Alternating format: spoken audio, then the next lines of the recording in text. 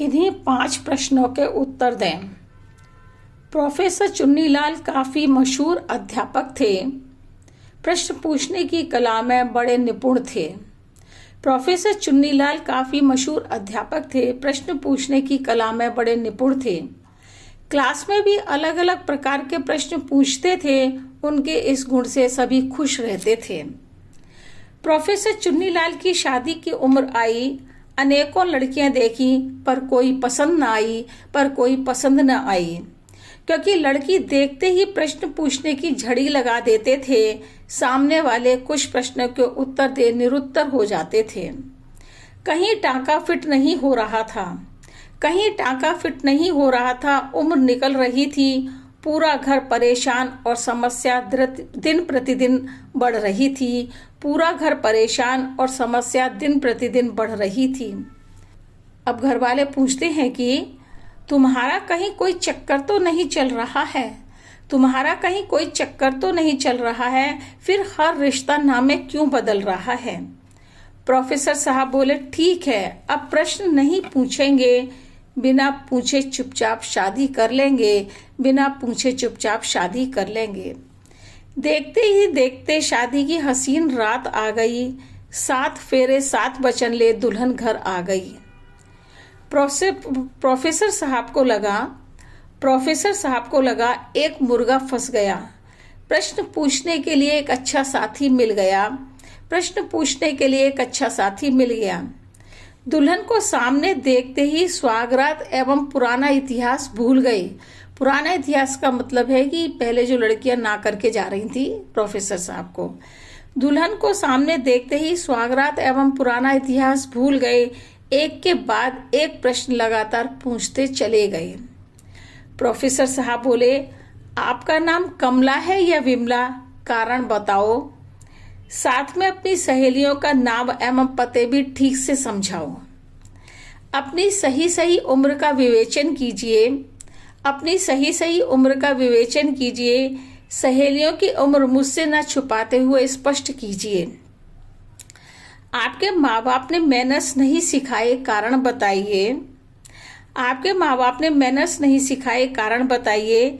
क्या गुरु को बैठकर जवाब देते हैं? ठीक से समझाइए। अपने माँ बाप की लाडली, अपने माँ बाप की राजकुमारी पलंग पर खड़ी हो जाओ। जैसे जैसे मैं प्रश्न पूछूं, खड़ी रहकर जवाब देती जाओ। दुल्हन चुपचाप बैठी सब सुन रही थी। क्या जवाब दे समझ नहीं पा रही थी।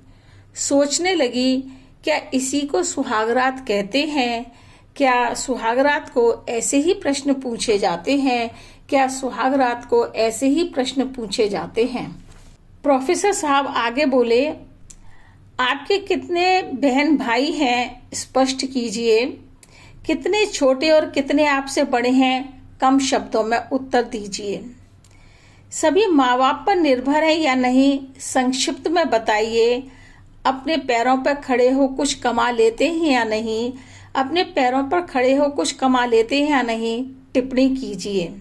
अगला प्रश्न पूछते हुए प्रोफेसर साहब बोले, कौन सी फिल्म कितनी बार किसके साथ देखी? स्पष्ट कीजिए। आपके मायके के घर की कीमत बताइए। घर का मालिक कौन है? संक्षिप्त में समझाइए।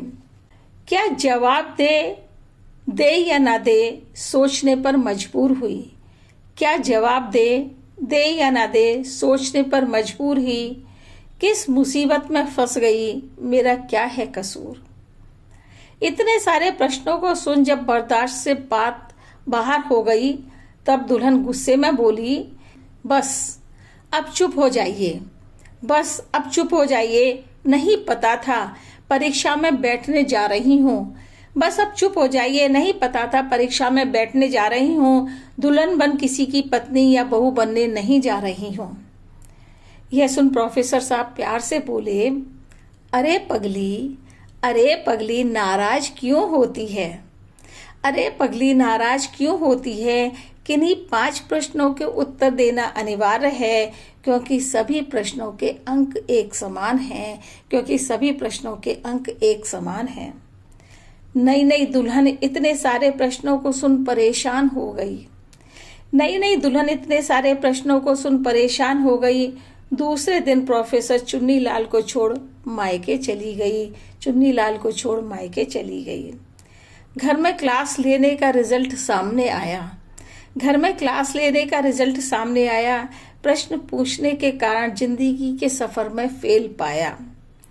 अब सबके समझाने पर प्रोफेसर चुन्नीलाल ससुराल जा रहे हैं।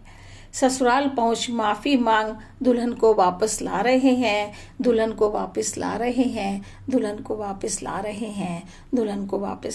हैं।